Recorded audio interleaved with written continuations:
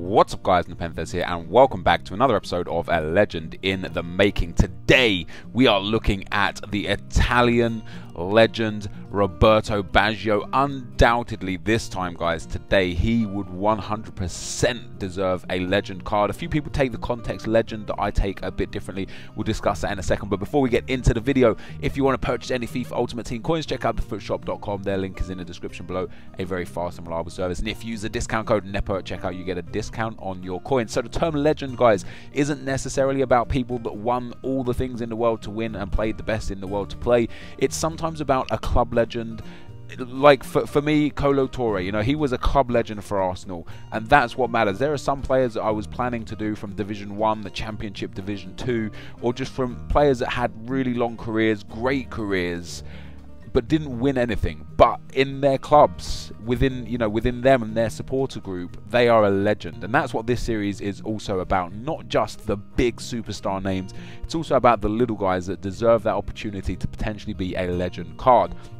So today though, we are looking at Roberto Baggio. He unfortunately never managed to win the World Cup with Italy, even though he got runner-up one time and third place one time. But he played 637 games, mainly playing as a second striker or a cam, scoring 291 goals and only picking up 56 appearances for Italy, scoring 27 goals. He of course won the Ballon d'Or one time and came runner-up the season after as well. He won the Serie A 2 times with, of course, 2 different clubs. The clubs he played for were just great anyway: Fiorentina, Juventus, Milan, Inter, and he stayed in the Serie A pretty much all his life except his first couple of seasons when he was with Vicenza.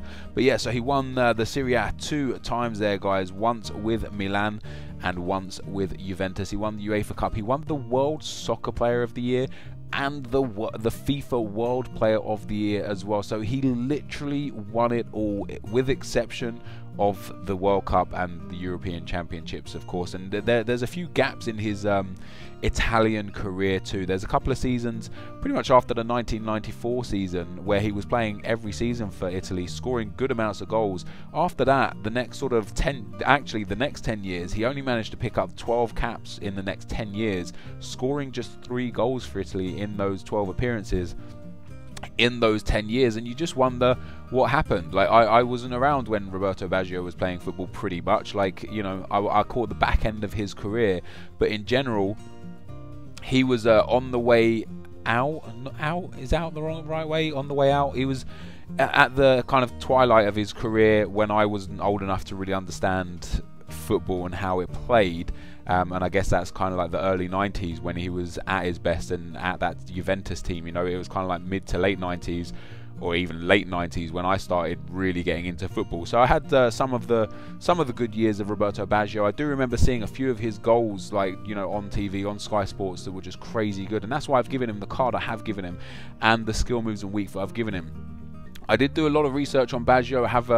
I've watched probably about 30 videos of Baggio and his goals, and I've tried to get the best possible card that I think would suit him.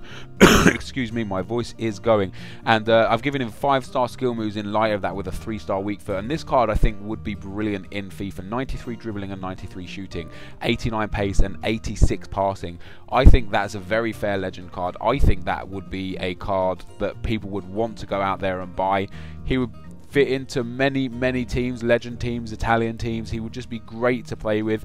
He's the sort of player though I think maybe would be a bit weak on the ball in FIFA. You know, maybe he'd get brushed off a little bit too easy, but with that shot and that dribbling, who cares? Who cares? If you break through, you're going to get through, you're going to have a shot, it's going to go in the back of the net. Of course, his shooting is quite high compared to some people that may have deserved better shooting, because he did take and score free kicks. So that really increases a person's shooting in FIFA when they can score free kicks. It really bumps that shooting stat up, and that is why I've given him 93 shooting. So here we go guys, towards the end of the video. The next 3 legends that we could potentially have is George Best, Michael Ballack, and Antonio Di Natale. I had the 3 there before with Baggio in there, of course, and you guys mostly recommended Baggio, although it's really hard to tell, you know, because everyone wants everyone, and I just try and take the name that I see the most, you know, that stands out the most. So once again, we're looking for either best Ballack or Di Natale. It won't be tomorrow, because tomorrow we're going to have the Team of the Year Defender predictions for the BPL, so it will be the day after tomorrow that the next legend in the making is up. Hopefully you're enjoying this series. If you are, leave a like, rating, comment, and subscribe to my channel if you haven't already. But for now, guys, I'm out. Peace!